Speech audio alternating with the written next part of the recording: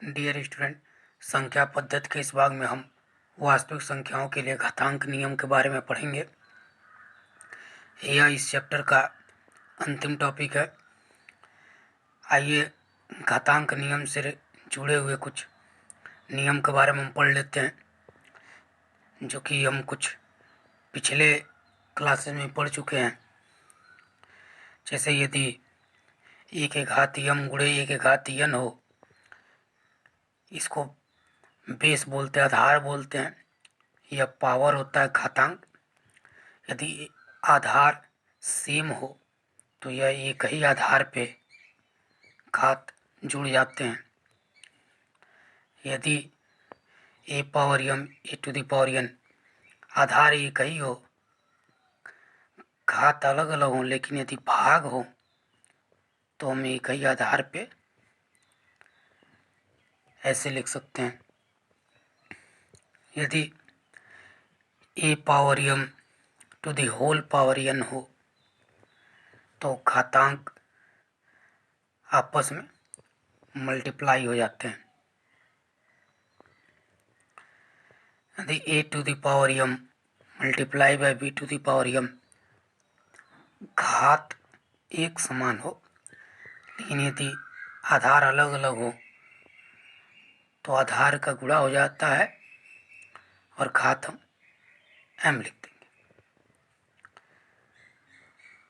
A to the power minus m और negative हो तो यह ऐसे लिखा सकता है, या फिर यदि पॉजिटिव हो, यदि आप इसको नीचे ले जाना चाहते हैं तो ये निगेटिव हो जाएगा। किसी भी संख्या का घात जब 0 होता है तो उसका मान 1 होता है। ये सब चीज़ें हम या तो पहले पढ़ चुके हैं, और यदि नहीं पढ़े हैं इनको हमें याद रखना है। अब इस पर आधारित हम कुछ क्वेश्चन सॉल्व कर लेते हैं। ज्ञात कीजिए 64 to the power 1/2, 9 to the power 3/2, 16 to the power 3/4, 125 to the power -1/3। तो सबसे पहले हम देखेंगे 64 टू द पावर 1/2। यहाँ हम 64 को ऐसे आधार और घात के फॉर्म में चेंज करेंगे कि जिसका घात 2 के गुणज के रूप में हो, जिससे 2 से हम आसानी से भाग दे सकें। तो 64 को आप लिख सकते हैं 2 गुणे 2 गुणे 2 के घात 6। तो हम इसको लिख सकते हैं 2 के घात 6 1/2। अब आप यहाँ देख रहे हैं कि यदि किसी घात का घात हो तो घात आपस में गुणा हो जाते हैं।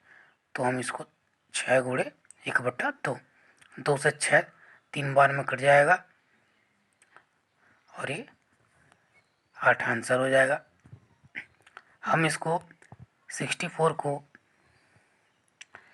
8 इंटू 8 8 स्क्वायर भी लिख सकते थे।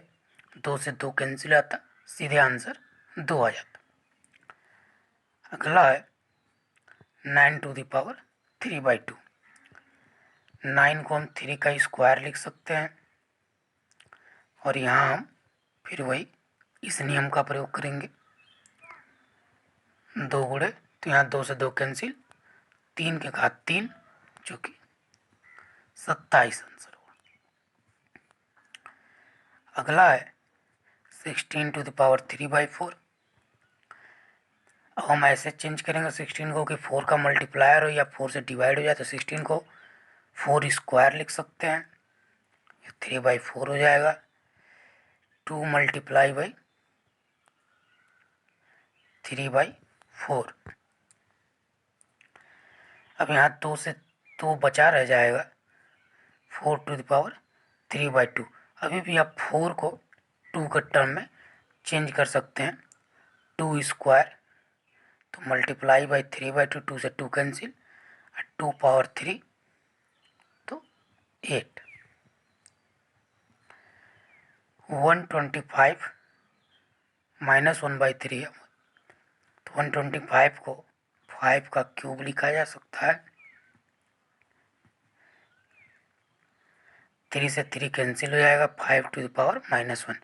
और यहाँ हम इसका प्रयोग करेंगे e⁻⁻m 1/e⁻m, तो ये 1/5⁻1, तो ये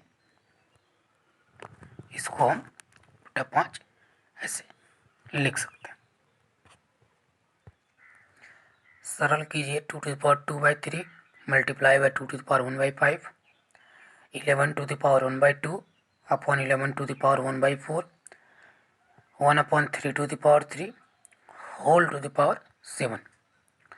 यहाँ सबसे पहले हम यहाँ देख रहे हैं यह e⁻m इंटू e⁻n का है। e⁻m इंटू e⁻n, तो यह एक ही बेस पे एक ही आधार पे घात जुड़ जाते हैं।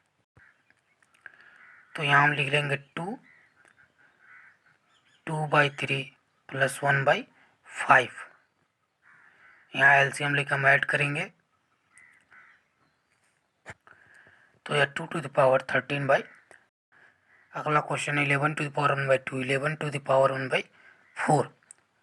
यहाँ आधार एक ही है, घात अलग अलग है, तो यहाँ हम एक ही आधार पे जब भाग होता है तो घटा लेते हैं। यहाँ एलसीएम लेकर के हम सॉल्व करेंगे 4, तो ये हो जाएगा 11⁻1/4।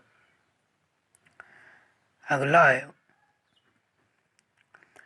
यहाँ हम इसको लिख सकते हैं 3⁻⁻3, क्योंकि अगर 1 e⁻m हो तो ये -m हो जाता है। -3 इंटू 7, क्योंकि यहाँ भी जानते हैं e⁻m, तो इसका आंसर हो जाएगा 3⁻⁻20।